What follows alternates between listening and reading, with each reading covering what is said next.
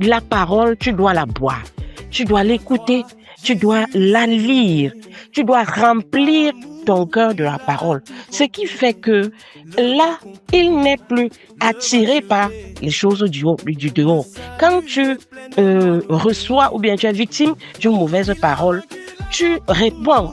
Dans le monde spirituel, c'est parole contre parole. Dieu a fait tout au travers de la parole. Donc, si quelqu'un te dit tu es laid, la parole de Dieu nous dit il a fait de nous de belles créatures. Tu réponds, la parole de Dieu dit que je suis une belle créature. C'est ce que Dieu nous a dit. Donc, si quelqu'un te taxe de laid, c'est pour lui là-bas. Et ce n'est même pas lui qui parle. C'est l'esprit qui l'anime, là qui est en train de parler.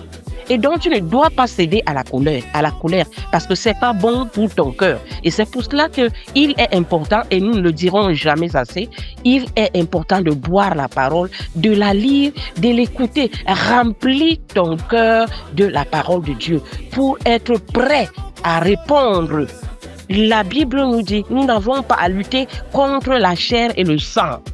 Nous ne luttons pas contre la chair et le sang. C'est-à-dire que c'est pas le physique, c'est pas la personne qui est derrière toi. Mais c'est l'esprit qui anime la personne qui est là. Et c'est à cet esprit qu'on répond. Et on répond à cet esprit à travers la parole de Dieu. Ce sont les armes spirituelles. Ce sont les armes du chrétien. Donc, il est important d'avoir la parole au bout de la langue.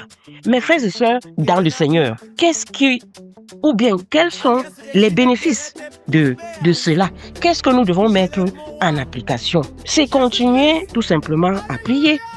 Quand vous avez une situation qui vous irrite, qui vous dérange, ne cédez pas, comme je l'ai dit plus haut, à la colère. Continuez à prier, continuez à avoir confiance en Dieu. Même lorsque la réponse tarde, continuez à prier.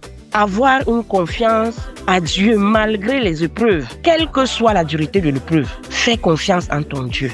Fais confiance à ses promesses. Refusez le découragement, très important, mes frères et sœurs dans le Seigneur. Il faut refuser le découragement et la peur, parce que ce sont les armes du diable. Il faut refuser cela avec force, s'appuyer sur les promesses de Dieu, comme nous l'avons dit plus tôt, parce qu'il est fidèle.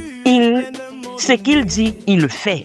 Ne nous appuyons pas sur les circonstances, sur les événements que nous voyons, que les yeux physiques veulent bien voir, mais aie confiance en ton Dieu, parce qu'il ne faillit pas, parce ce qu'il le dit, il le fait, parce qu'il n'est pas un homme pour mentir, ni un fils de l'homme pour se repentir. Ce qu'il le dit, il le fait. Dieu est fidèle, faisons-lui confiance. Que Dieu lui-même bénisse sa parole.